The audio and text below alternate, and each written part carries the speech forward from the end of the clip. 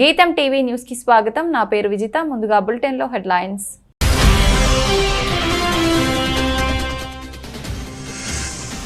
Ukraine security chief కు రష్యాతో లింకులు। సెక్యూరిటీ చీఫ్ ను తొలగించిన జెలెన్స్కీ।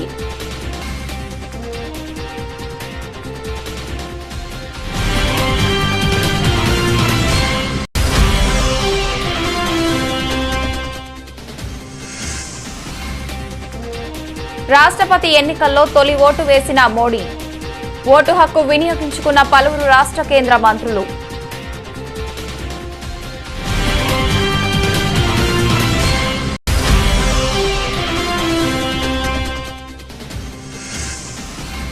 ఆంధ్రప్రదేశ్ శాసనసభ ప్రాంగణంలో ప్రారంభమైన రాష్ట్రపతి ఎన్నికల ప్రక్రియ। తొలుత ఓటు హక్కు వినియోగించుకున్న సీఎం జగన్।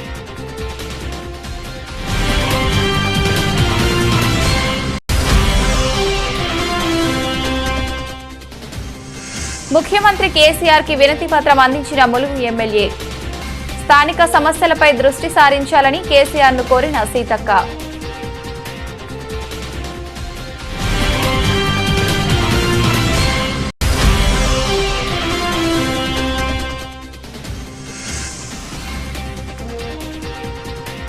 ఐటీ మెటల్ దూకుడు, లాభాల్లో కొనసాగుతున్న స్టాక్ మార్కెట్లు।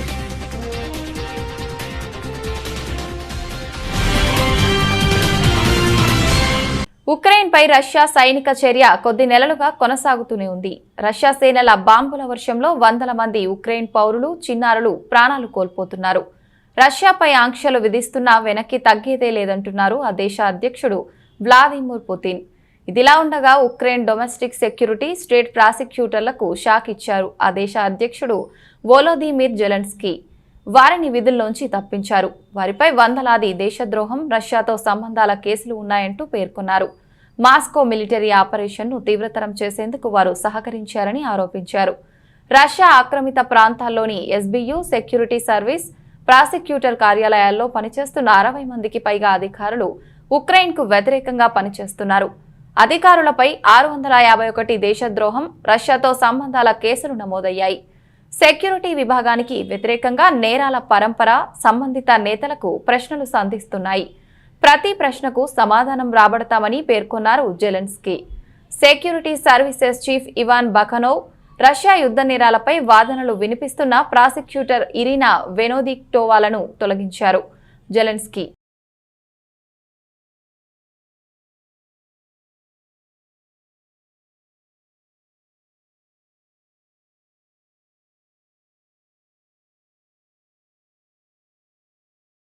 రాష్ట్రపతి ఎన్నికల పోలింగ్ మొదలైంది।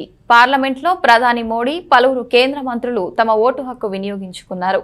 తమిళనాడు అసెంబ్లీలో సీఎం స్టాలిన్, యూపీ అసెంబ్లీలో సీఎం యోగి ఆదిత్యనాథ్ తమ ఓటు హక్కు వినియోగించుకున్నారు। ఎంపీలు పార్లమెంట్లో, ఎమ్మెల్యేలు ఆయా రాష్ట్రాల అసెంబ్లీల్లో తమ ఓటు హక్కు వినియోగించుకోనున్నారు। సాయంత్రం 5 గంటల వరకు పోలింగ్ కొనసాగుతుంది। ఎన్నికల రిటర్నింగ్ అధికారి అయిన రాజ్యసభ సెక్రటరీ జనరల్ ఆధ్వర్యంలో 21న పార్లమెంటులో ఓట్ల లెక్కింపు జరుగుతుంది।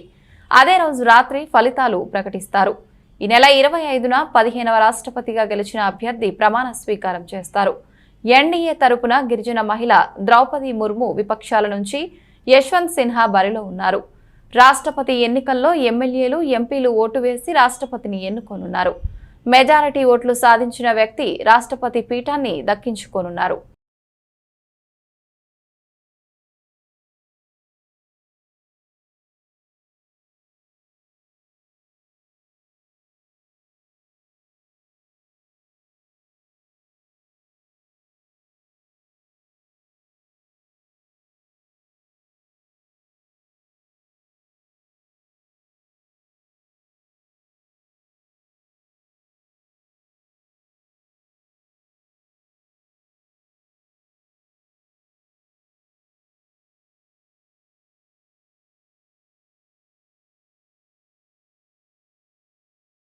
ఆంధ్రప్రదేశ్ శాసనసభ ప్రాంగణంలో నేటి ఉదయం 10 గంటల నుండి రాష్ట్రపతి ఎన్నికల ప్రక్రియ ప్రారంభం కానుంది।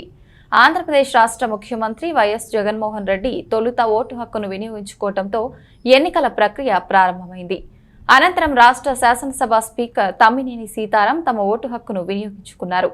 తదుపరి రాష్ట్ర మంత్రులు బుగ్గన రాజేంద్రనాథ్, పెద్దిరెడ్డి రామచంద్రారెడ్డి, కారుమూరి నాగేశ్వరరావు, మేరుగు నాగార్జున, ఆర్కే రోజా, ఉషశ్రీ చరణ్, తానేటి వనిత తదితరులు వరుసగా తమ ఓటు హక్కును వినియోగించుకున్నారు. తదుపరి ఉప ముఖ్యమంత్రి అంజాద్ బాషా తమ ఓటు హక్కును వినియోగించుకున్నారు.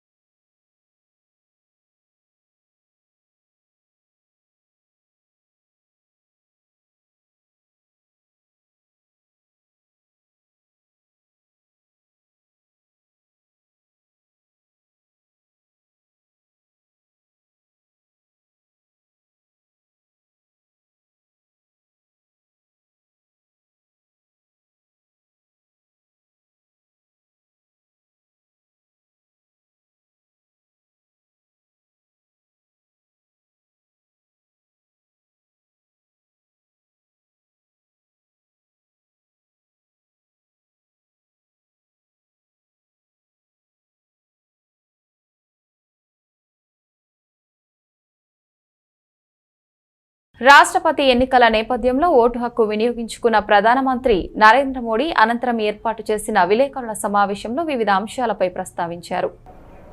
ये सत्र मौसम से तो जुड़ा हुआ है. अब दिल्ली में भी वर्षा अपना दस्तक देना प्रारंभ किया है, लेकिन फिर भी न बाहर की गर्मी कम हो रही है और पता नहीं अंदर भी गर्मी कम होगी कि नहीं होगी. ये कालखंड एक प्रकार से बहुत महत्वपूर्ण है. ये आज़ादी के अमृत महोत्सव का कालखंड है.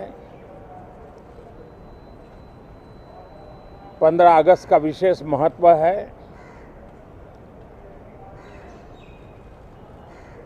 और आने वाले 25 साल के लिए देश जब शताब्दी मनाएगा तो हमारी 25 साल की यात्रा कैसी रहे, हम कितनी तेज गति से चले, कितनी नई ऊंचाइयों को पार करें, इसके संकल्प लेने का एक कालखंड है. और उन संकल्पों के प्रति समर्पित होकर के देश को दिशा देना,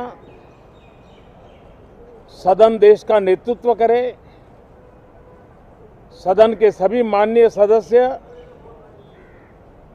राष्ट्र में नई ऊर्जा भरने के लिए निमित्त बने.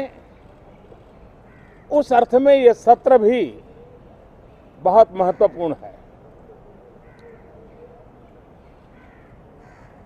ये सत्र इसलिए भी महत्वपूर्ण है कि इसी समय राष्ट्रपति पद और उपराष्ट्रपति पद के चुनाव हो रहे हैं. आज मतदान भी हो रहा है और इसी कालखंड में देश को नए राष्ट्रपति, नए उपराष्ट्रपति, उनका मार्गदर्शन प्रारंभ होगा. हम हमेशा सदन को संवाद का एक सक्षम माध्यम मानते हैं, तीर्थ क्षेत्र मानते हैं, जहां खुले मन से संवाद हो, जरूरत पड़े तो वाद विवाद हो, आलोचना भी हो, बहुत उत्तम प्रकार का एनालिसिस करके चीजों का बारीकियों से विश्लेषण हो, ताकि नीति और निर्णयों में बहुत ही सकारात्मक योगदान हो सके. मैं सभी आदरणीय सांसदों से यही आग्रह करूंगा कि गहन चिंतन, गहन चर्चा उत्तम चर्चा और सदन को हम जितना ज़्यादा प्रोडक्टिव बना सके, सदन को जितना ज़्यादा फ्रूटफुल बना सके, उसलिए सबका सहयोग हो और सबके प्रयास से ही लोकतंत्र चलता है, सबके प्रयास से ही सदन चलता है, सबके प्रयास से ही सदन उत्तम निर्णय करता है। और इसलिए सदन की गरिमा बढ़ाने के लिए भी हम सब अपने कर्तव्यों का निर्वाह करते हुए इस सत्र का राष्ट्रहित में सर्वाधिक उपयोग करें और हर पल याद रखें कि आज़ादी के लिए जिन्होंने अपनी जवानी खपा दी, अपना जीवन खपा दिया, जिंदगी जेलों में काटी, कुछ ने शहादत स्वीकार की, उनके सपनों को ध्यान में रखते हुए और जब 15 अगस्त सामने है तब सदन का सर्वाधिक सकारात्मक उपयोग हो, यही मेरी सबसे प्रार्थना है। आप सबका भी बहुत बहुत धन्यवाद। రాష్ట్రపతి ఎన్నికల నేపథ్యంలో పోలింగ్ సందర్భంగా తమిళనాడు ముఖ్యమంత్రి ఎంకే స్టాలిన్ ఓటు హక్కు వినియోగించుకున్నారు.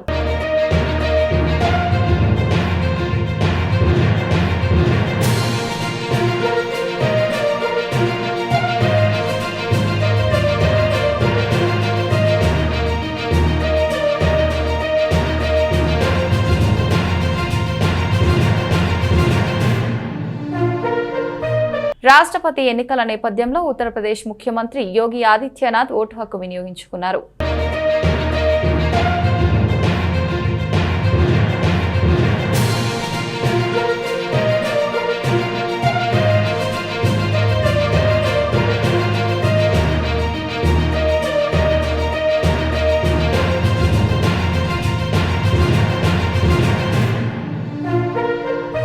ప్రజా సంక్షేమ పథకాలపై అవగాహన కోసం ప్రభుత్వం నిర్వహిస్తున్న గడప గడపకు మన ప్రభుత్వం కార్యక్రమానికి విశేష స్పందన లభిస్తోందని గుంటూరు జిల్లా బెల్లంకొండ మండలం నాగిరెడ్డిపాలెంలో గడప గడపకు మన ప్రభుత్వం కార్యక్రమం జనసందోహం మధ్య సందడిగా సాగిందని పెదకూరపాడు ఎమ్మెల్యే నంబూరు శంకర్రావు గ్రామంలో గడప గడపకు తిరుగుతూ సంక్షేమ పథకాల గురించి వివరించారు. వాటి అమలులో ఏవైనా ఇబ్బందులు ఉన్నాయా అని ప్రత్యేకంగా అడిగి తెలుసుకున్నారు. సంక్షేమ పథకాల అమలులో ఎలాంటి ఇబ్బందులున్నా తన దృష్టికి తేవాలని గ్రామస్తులకు సూచించారు. పేదల సంక్షేమంతో పాటు గ్రామ స్వరాజ్య స్థాపన కోసం కృషి చేస్తున్న సీఎం జగన్మోహన్ రెడ్డికి ప్రజలు అండగా ఉండాలని కోరారు.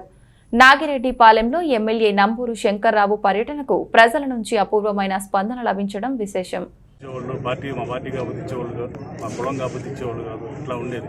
కానీ ఈ రోజున జగన్మోహన్ రెడ్డి గారు పార్టీకి లేదు, కులం లేదు, మతం లేదు, అందరికీ అర్హులైన ప్రతి ఒక్కరికి కూడా ఈ సంక్షేమ కార్యక్రమాలు అందుతున్నాయి. మరి ఎవరైనా అందుతున్నాయా లేదా అనేది కూడా మేము రావడం జరుగుతుంది.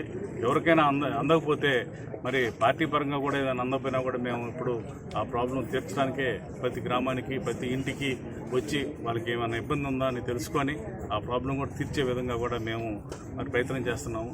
మరి జగన్మోహన్ రెడ్డి గారు ఎక్కడ అవినీతి లేకుండా పాలన జరుగుతుంది. గత ప్రభుత్వాలకి ఇప్పుడు ఈ ప్రభుత్వానికి అనేది తేడా కూడా చూడాలి, ప్రజలు కూడా చూడాలి. అది మీ ద్వారా నేను తెలియజేస్తున్నాను. మరి గత ప్రభుత్వంలో లంచాలు ఇస్తే కానీ మరి ఈ స్కీములు వచ్చాయి, వాళ్ళకి లంచం ఇస్తే కానీ వాళ్ళ పొలం ఆన్లైన్ అయ్యేది. మరి ఇట్లాగా ఏదైనా సరే ఇప్పుడు ఈ లంచాలు లేకుండా ప్రభుత్వం అనేది నడుస్తుంది. అది జగన్మోహన్ రెడ్డి గారి ప్రభుత్వం అని చెప్పి మరొకసారి మీ ద్వారా నేను తెలియజేస్తున్నాను. మన నియోజకవర్గంలో కూడా దాదాపు 850 మందికి ఇవ్వడం జరిగింది. మన నియోజకవర్గంలో కూడా లబ్ధి పొందారు ఒక్కొక్కరు 10,000 కాడికి. మరి గత ప్రభుత్వంలో ఎవరికి కూడా ఇలాంటి స్కీములు ఇవ్వలేదు. ఎన్నో స్కీములు మరి ఈ రోజున జగన్మోహన్ రెడ్డి గారు చెప్పనివి కూడా అన్నీ అమలుపరుస్తున్నాడు. ఏ డేట్కి అయితే చెప్పాడో ఆ డేట్కి అమౌంట్ ద్వారా ఎవరు మధ్యవర్తులు లేకుండా ఎవరైతే అర్హులో వాళ్ళకి మరి బటన్ నొక్కి మరి వాళ్ళ అకౌంట్లోకి రావడమే జరుగుతుంది. మరి ప్రతి చిన్నదాన్ని కూడా తెలుగుదేశం ప్రభుత్వం వాళ్ళు రాజకీయం చేయటం, మరి ఒక స్కీమ్ కాదు, ఇంగ్లీష్ మీడియం పెడితే ఇంగ్లీష్ మీడియం మీద రాజకీయం చేయటం. అట్లాగే మరి స్కూల్స్ ఒక దగ్గరలో ఉన్న స్కూల్కి పెద్ద స్కూల్కి కలిపితే దాన్ని ఒక రాజకీయం చేయటం. అక్కడ కలవటం వల్ల ఏం జరుగుతుందంటే అందరికీ తెలియని విషయం ఏంటంటే, ఇది ఒక స్కూల్లో చిన్న గ్రామంలో విలేజ్ స్కూల్లో ఉంటే ఒక రూమ్లో 1వ తరగతి నుంచి 5వ తరగతి వరకు పిల్లల్ని కూర్చోబెట్టి ఒక టీచర్ 2 టీచర్లు ఉండి చదువుతున్నారు. వాళ్ళకి కనీసం కూర్చోడానికి రూమ్ కూడా ఉండదు. మరి 5 క్లాసులు ఒకేసారి ఒక టీచర్ చెప్తే ఆ పిల్లలకి చదువు వచ్చిద్దా? ఒకసారి మీ ద్వారా నేను తెలియజేస్తున్నాను, ఒకసారి ఆలోచించండి. అదే ఏ క్లాస్కి ఒక టీచర్ ఉంటే, ఒక్కొక్క క్లాస్కి ఒక్కొక్క టీచర్ ఉంటే చదువు వచ్చిద్దా? 5 క్లాసులు కలిసి ఒకే రూమ్లో కూర్చోబెట్టుకుంటే మన పిల్లల చదువు వచ్చిద్దా? అందుకనే జగన్మోహన్ రెడ్డి గారు మరి పక్కన 1 కిలోమీటర్ 2 కిలోమీటర్లో మంచి స్కూల్, పెద్ద స్కూల్ ఉంటే ఆ స్కూల్లో తీసుకెళ్ళి ఏ స్కూల్లో టీచరు ఏ క్లాస్ రూమ్కి ఒక టీచర్ని ఏర్పాటు చేసి మరి పిల్లల్ని చదువుకోవాలని చెప్పి మరి ఆ స్కూళ్ళు బాగు చేపించడం కానీ, నాడు నేడు ద్వారా డెవలప్ చేయడం కానీ, మరి అమ్మఒడి ద్వారా డబ్బులు పంపించడం కానీ, మరి వాళ్ళకి స్కూల్ డ్రెస్సులు కానీ, మరి బుక్స్ కానీ, మరి వాళ్ళకి టై, షూస్, మరి సాక్స్ అన్ని రకాలుగా 15,000 రూపాయలు ఇవ్వడం కానీ, ఇన్ని రకాల డెవలప్మెంటు ఇంతకుముందు ఏ గవర్నమెంట్ అయినా చేసిందా? మరి ఎక్కడైనా స్కూల్స్ రూములు లేకపోతే రూములు కట్టించడం, మరి మన నియోజకవర్గంలోనే దాదాపుగా మరి 50 కోట్ల రూపాయలు వెచ్చించి మరి నాడు నేడు ద్వారా డెవలప్ చేయటం, స్కూల్స్ లేకపోతే రూమ్స్ కట్టేయటం సుమారు 50 కోట్లు. అంటే మరి గత ప్రభుత్వాల్లో కనీసం ఒక రూమ్కి శాంక్షన్ చేయించడానికి సంవత్సరాల తరబడి పెట్టేది, ఒక రూమ్ శాంక్షన్ చేయడానికి. కానీ ఈ రోజున మరి కొన్ని హై స్కూల్సే మనం కట్టిస్తున్నాం ఇప్పుడు. మరి అక్కడ దొడ్లేరులో కానీ, మరి ఇక్కడ మరి చిన్నరాజపాలెం కానీ, మరి హసనాబాద్ కానీ, ఇట్లా కొన్ని చోట్ల హై స్కూల్స్ మరి 10 రోజులు 15 రూములు కూడా రావడం జరిగినాయి. మరి ఇంత డెవలప్మెంట్ అంటే ఇది డెవలప్మెంట్ కింద రాదా అని నేను ప్రత్యేకంగా అడుగుతున్నాను. మన మండలంలో తీసుకోండి, మన మండలంలోనే గతంలో ఎప్పుడు వేసారు? 20 సంవత్సరాల క్రితం రోడ్లు, 20 సంవత్సరాల క్రితం వేసుంటారు నాకు తెలిసి. మరి వెంకటాయపాలెం రోడ్డు ఇంతవరకు దాన్ని ఎవరు వేసిన పాపన పోలేదు. మరి అది మనం చేస్తున్నాం. మరి అట్లాగే కొత్తపాలెం రోడ్డు మనం చేస్తున్నాం ఇప్పుడు. ఇది ప్రజాక్షేత్రంలో ఉంటూ ప్రజా సమస్యల పరిష్కారం కొరకై అధికార పక్షంపై అలుపెరుగని పోరాటం చేస్తున్నామని కాంగ్రెస్ పార్టీ పీసీసీ అధ్యక్షులు అనుముల రేవంత్ రెడ్డి పేర్కొన్నారు. తెలంగాణ రాష్ట్రంలోని ఒక కాంగ్రెస్ పార్టీతోనే రాష్ట్ర అభివృద్ధి సాధ్యమని అన్నారు. తండ్రి కొడుకులు గొప్పలు చెప్పుకోవటమే కానీ ఎక్కడ అభివృద్ధి జరగలేదన్నారు. మీద ఒత్తిడి తీసుకొచ్చి పోరాటం చేసి ఈ వరదలో నష్టపోయిన రైతులకు, ప్రజలకు మేలు జరిగే విధంగా కాంగ్రెస్ పార్టీ కార్యాచరణ ఉంటుంది. ఆల్రెడీ పీసీసీ వైపు నుంచి బృందాలను నియమించాం, పర్యటిస్తుండ్రు. సిఎల్పి గారు పోయినరు, జీవన్ రెడ్డి గారు పోయినరు, శ్రీధర్ బాబు గారు పోయినరు, పోడెం వీరయ్య గారు పోయినరు, సీతక్క గారు పోయినరు, ప్రేమ్ సాగర్ రావు గారు పోయినరు, రాజ్ ఠాకూర్ గారు పోయినరు.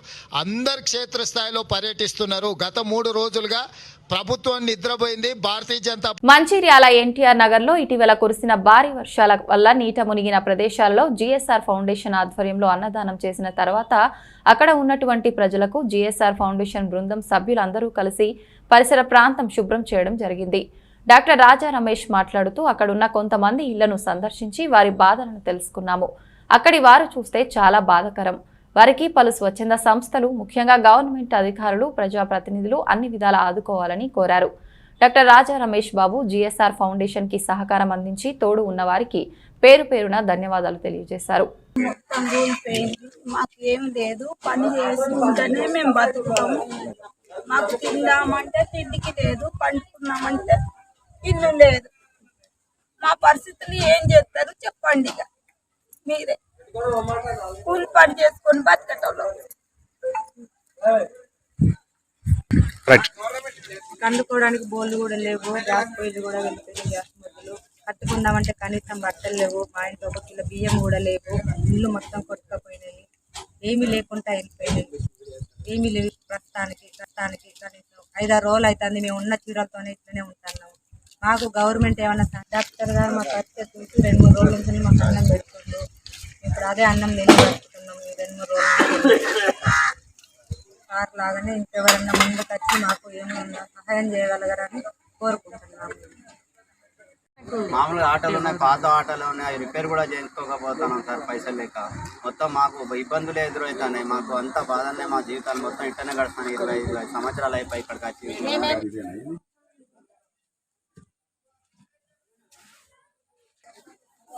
రామకృష్ణపూర్ నుండి జిఎస్ఆర్ ఫౌండేషన్ ద్వారా ఇటీవల వర్షాలు కురిసి నీట మునిగినటువంటి ఎన్టీఆర్ కాలనీకి విచ్చేయడం, 3 days నుండి అన్నదానం చేస్తూ ఉన్నాము. కానీ అన్నదానం చేస్తున్నాం కానీ ఏదో కొంచెం తృప్తి ఉంది, కానీ ఇక్కడ మాత్రం చాలా బాధాకరమైన సిచ్యువేషన్స్ ఉన్నాయి. ఎవరింట్లో కూడా వాళ్ళ ఇంట్లో ఉండే పరిస్థితి లేదు. మేము మా వంతుగా కనీసం వీరికి అన్నదానం చేద్దాము అని, అన్నం పెడదాము, ఆకలి తీర్దామని అనుకుంటున్నాం. కానీ అది మాత్రం ఎట్టి పరిస్థితుల్లో సరిపోదు అని చెప్పేసి ఒక ఇంట్లోనే చూస్తుంటే అర్థమవుతా ఉంది. దయచేసి గవర్నమెంట్ వాళ్ళు ఖచ్చితంగా స్పందించి ఎంత తొందరగా అయితే అంత తొందరగా వీళ్ళందరికీ మళ్ళీ ఇల్లు కట్టుకునేటట్టు ఖచ్చితంగా వారి వంతు సహాయం చేస్తే తప్ప వీళ్ళు తిరిగి మళ్ళీ కూడా నార్మల్ జీవితాలకు రాలేరు. ఒకరు చాలా మంది కూడా భర్తలు లేక పిల్లలు లేక ఆడవాళ్ళు ఇండ్లలో ఉంటూ చిన్న చిన్న ఇల్లులైనా కూడా మొత్తం కూలిపోయి ఆల్మోస్ట్ ఇంట్లో సామాన్ కూడా వరద నీళ్ళతో కొట్టుకుపోయిన పరిస్థితి ఇక్కడ మనం చూస్తూ ఉన్నాము. చాలా అంటే చాలా బాధాకరమైన సిచ్యువేషన్లో ఉన్నారు వీళ్ళు. దయచేసి స్వచ్ఛంద సంస్థలు అలాగే గవర్నమెంట్, ముఖ్యంగా స్వచ్ఛంద సంస్థలు ఎన్ని చేసినా కూడా మేము కొంతవరకే చేయగలుగుతాము. కానీ గవర్నమెంట్ ఖచ్చితంగా దీన్ని సీరియస్గా తీసుకొని చేయగలిగితే ఖచ్చితంగా వీరికి న్యాయం చేయగలుగుతారు. ప్రతి ఒక్కరికి కూడా ఏ ఒక్క కుటుంబం అని కాదు, ఇక్కడ చూస్తుంటే ఎన్టీఆర్ నగర్ కొన్ని వేల కుటుంబాలు నీట మునిగి ఇంట్లో ఉండలేని పరిస్థితి, ఇంట్లో సామాన్ లేని పరిస్థితి. ఖచ్చితంగా దీన్ని తక్షణమే ఒక యుద్ధ ప్రాతిపదికంగా తీసుకొని వీరందరికీ పునరావాసంగా మళ్ళీ ఇల్లు ఎలా కట్టుకుంటారో ఏం చేస్తారో తెలియకుండా ఖచ్చితంగా వారికి ఎంత అమౌంట్ ఇస్తే బాగుంటుంది అని అసెస్ చేసుకొని వీరికి తగిన అమౌంట్ ఇచ్చి దగ్గరుండి ప్రతి ఒక్కరు కౌన్సిలర్ కానివ్వండి, ఎమ్మెల్యే గారు కానివ్వండి, ఇంకెవరైనా ఇతరితర రాజకీయ ప్రతినిధులు కానీ గవర్నమెంట్ అధికారులు కానీ వచ్చి స్పందించి వీరికి మళ్ళీ కూడా నార్మల్ లైఫ్కి వచ్చేంత వరకు కూడా వీరితో ఉండాలని చెప్పేసి మనసారా కోరుకుంటూ మేము మా తరఫున వీళ్ళందరూ బాగయ్యేంత వరకు కూడా అన్నదానం చేస్తామని చెప్పేసి ఇంకా కూడా కొన్ని బట్టలు కూడా మేము ప్లాన్ చేస్తా ఉన్నాము. మా వంతు అయ్యేంత వరకు మేము మా ఫ్రెండ్స్ అందరూ కూడా టీమ్స్ అందరం కలిసి నిర్మల్ జిల్లా విద్యార్థులకు నాణ్యమైన భోజనం, త్రాగునీటి వసతి కొరత. ముధోల్లోని తెలంగాణ గిరిజన గురుకుల పాఠశాల విద్యార్థినులు పాఠశాల ముందు ఉన్న బైంసా నిజామాబాద్ జాతీయ రహదారిపై రాస్తారోకో చేపట్టారు. గత 5 రోజుల నుంచి వసతి గృహంలో నీళ్లు రావటం లేదని రోడ్డెక్కి తమకు నీళ్లు కావాలంటూ నినాదాలు చేశారు. అన్నంలో పురుగులు వస్తున్నాయని, వసతి గృహంలో నీరు చేరుతుందని, తమ సమస్యలను టీచర్స్ కు చెప్తే టీసీ ఇచ్చి పంపిస్తామని బెదిరిస్తున్నారని ఆందోళన చేపట్టారు. పోలీసులు సంఘటనా స్థలాన్ని చేరుకుని విద్యార్థులకు నచ్చజెప్పి వసతి గృహంలోకి పంపించారు. వసతి గృహంలో సాయంత్రం వరకు మోటారు బాగా చేస్తామని హామీ ఇచ్చి విద్యార్థులను పంపించారు. విద్యార్థులు మాట్లాడుతూ గత 5 రోజుల నుంచి వసతి గృహంలో నీళ్లు రావటం లేదని విసుగు చెంది ఆందోళన చేస్తున్నామని, వసతి గృహంలో వర్షపు నీరు వచ్చి చేరుతుందని, ఈ విషయాలను టీచర్లకు చెబితే టీసీ ఇచ్చి పంపిస్తామని బెదిరిస్తున్నారని అన్నారు. 2 రోజులలో తమ సమస్యలను తీరుస్తామని ప్రిన్సిపల్ హామీ ఇచ్చారని, ఒకవేళ నెరవేర్చకపోతే మళ్లీ ధర్నా చేస్తామని అన్నారు. ప్రిన్సిపల్ మాట్లాడుతూ వసతి గృహంలో మోటారు పారటం వల్ల నీరు రాలేవని, ఈరోజు సాయంత్రం వరకు మోటారు బాగు చేసి నీళ్లు వచ్చేలా చూస్తామని అన్నారు.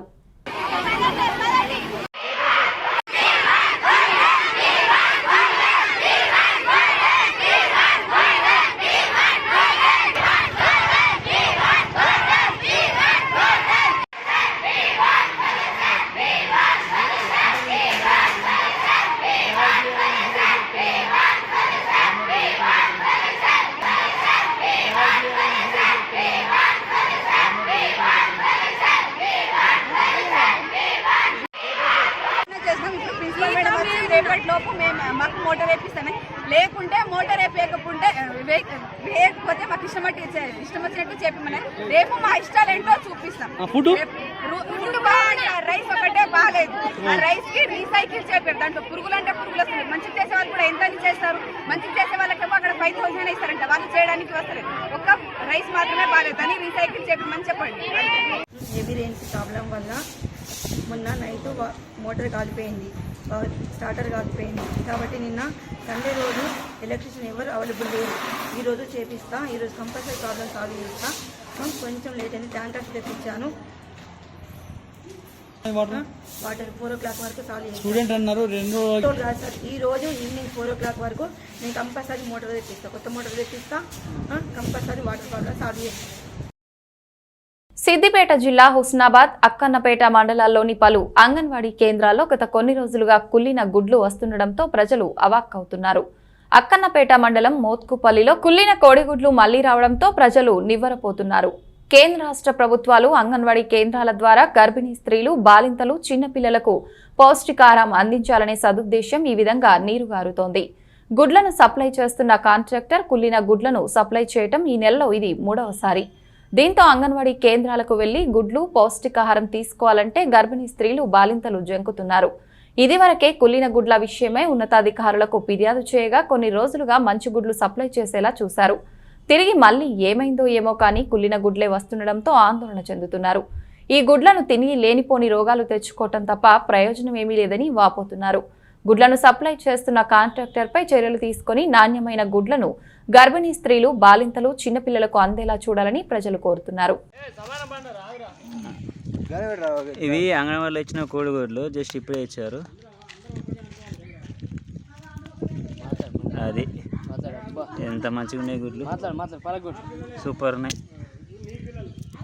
ఇలా పిల్లలు కూడా రెడీ అవుతున్నాయి, ఇట్లా తినాలి, హైలైట్ ఉంటుంది. ఇట్లా ఇస్తే ఆరోగ్యం కోసం తింటారా అంగన్వాడీలా? లేకపోతే ఇవి తినడం కంటే ఈ బడికి రాకపోవడం బెటర్ కదా. ఏంది గుడ్లు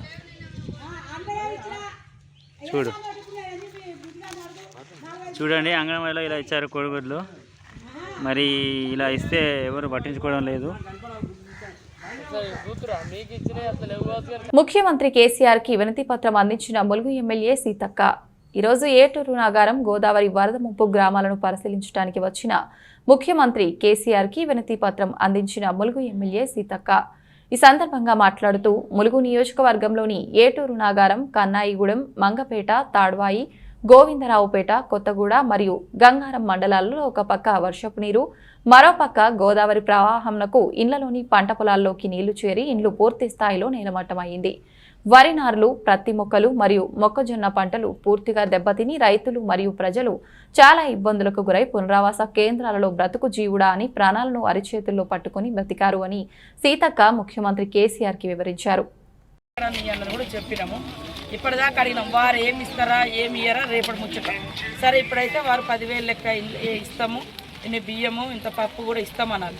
కానీ అప్పటిదాకా మా ప్రజలు బతకాలి కాబట్టి మేము ఇది తక్షణంగా నిన్ననే ఇవ్వాల్సింది. కానీ నిన్న మీరు అక్కడ ఇంకా ఉన్నారు కాబట్టి ఇప్పుడు ఇంటికి వచ్చిన తర్వాత నేను పొద్దున కూడా కొన్ని తినే వస్తువులు అందుబాటులో లేవు, మరి క్యాంపులలో అక్కడ పోయలేని పరిస్థితి ఉంది. కాబట్టి మేము మరి మన ప్రజలను కాపాడుకోవాలనే ఉద్దేశంతో మొన్నటి నుంచే కొన్ని ఊర్లలో బియ్యము, పప్పు, ఉప్పు, నూనె అవన్నీ ఇస్తూనే ఉన్నాము.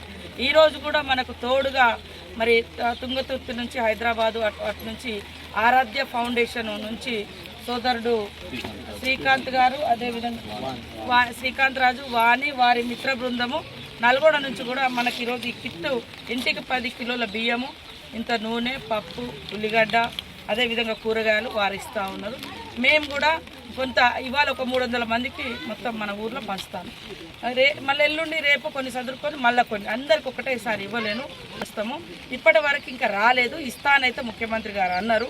ఇస్తారని మేము కూడా ఆశతో ఎదురు చూస్తున్నాం. అప్పటిదాకా మీరు ఇబ్బంది పడొద్దని ఓ వారానికి సరిపడా 10 కిలోల బియ్యము, ఉప్పు, పప్పు, ఉల్లిగడ్డ, నూనె, ఇన్ని కూరగాయలు, పెద్ద మనుషులు ఇట్లాంటి ముసలమ్మలు దుప్పటి, ఇంటికి ఒక దుప్పటి కూడా మేము ఇస్తూ ఉన్నాము. ఈ అన్న వాళ్ళు వాళ్ళ తరఫున మనకు తెలుసు కాబట్టి అరే సీతక్క అక్కడ ఆ ప్రాంతంలో కష్టపడుతుంది, మేము కూడా మా వంతు సహకారం చేద్దాం, ఆమె ఒకటే చేయలేదని ఇట్లా వాళ్ళు రావడం జరిగింది. ఇప్పుడు వాళ్ళు ఇచ్చేటి కొంతమందికి ఇస్తాము. తర్వాత మొత్తం ఇల్లు తిరిగి ఏ ఇంటికి ఆ ఇంటికి ఇస్తాం. ఇష్టము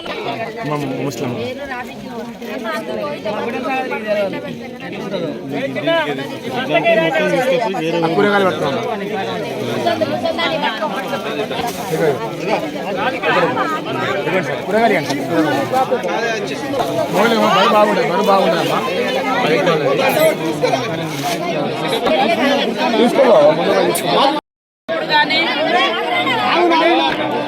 ఇల్లు కాలిపోయిన అనేక సందర్భాలలో మా అభిమానులు, అదేవిధంగా ప్రాంతాలకు అతీతంగా, కులాలకు అతీతంగా, పార్టీలకు అతీతంగా ములుగు నియోజకవర్గానికి వచ్చి సాయం చేస్తున్నటువంటి దాతలందరికీ కూడా పేరు పేరున ధన్యవాదాలు.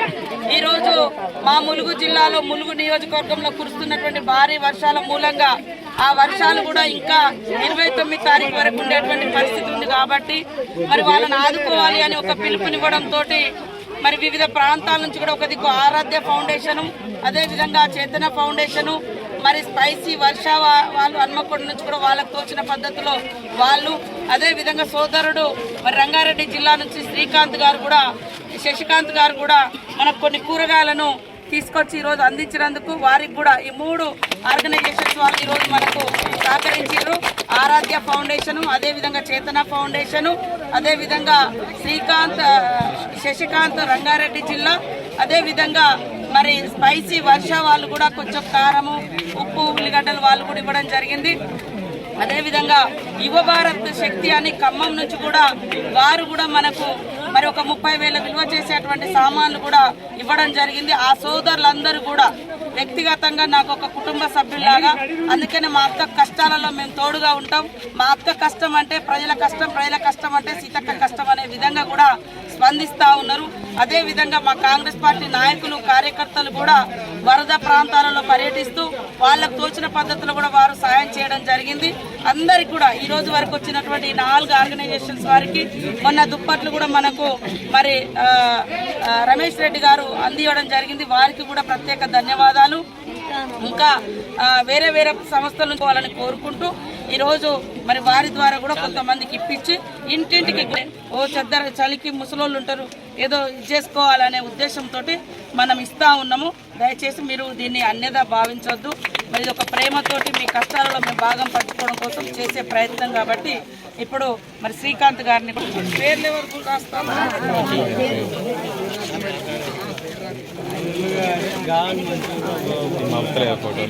బులెటిన్ ముగించే ముందు హెడ్లైన్స్ మరొకసారి.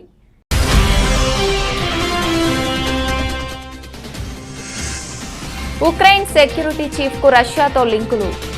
సెక్యూరిటీ చీఫ్ ను తొలగించిన జెలెన్స్కీ.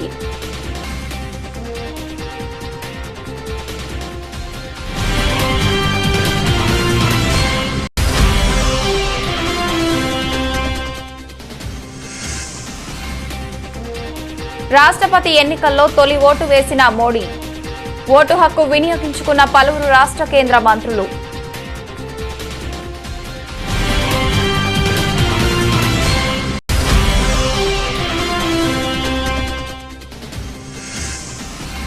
ఆంధ్రప్రదేశ్ శాసనసభ ప్రాంగణంలో ప్రారంభమైన రాష్ట్రపతి ఎన్నికల ప్రక్రియ.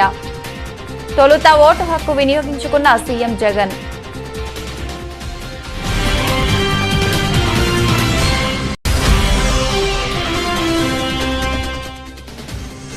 ముఖ్యమంత్రి కేసీఆర్ కి వినతి పత్రం అందించిన ములుగు ఎమ్మెల్యే.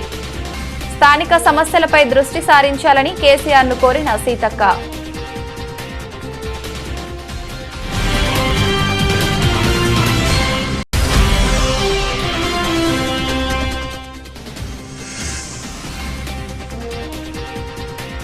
ఐటీ మెటల్ దూకుడు.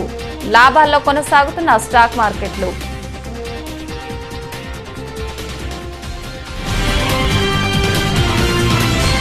ఇది వాళ్ళ బులెటిన్. మరొక బులెటిన్లో మళ్ళీ కలుసుకుందాం. అంతవరకు సెలవు. నమస్కారం.